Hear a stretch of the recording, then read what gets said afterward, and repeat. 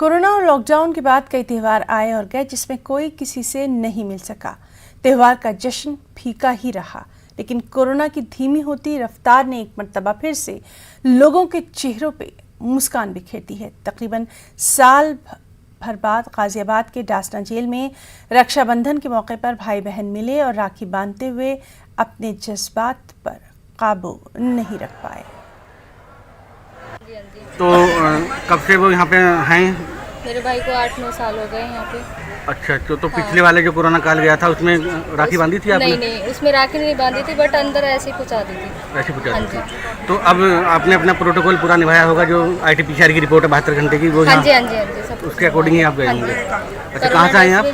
गाजियाबाद से। लगा भाई से मिलकर काफ़ी टाइम बाद ये भाई से मिलना हुआ है मेरा, क्योंकि कोरोना काल में लॉकडाउन में पहले भी नहीं ओपन हो रहा था, इस बार भी बस वो RT रिपोर्ट वगैरह के थ्रू हमें जाने दिया है।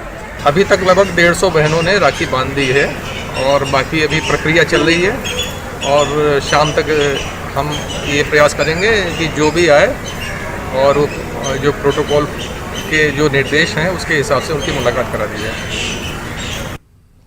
NYK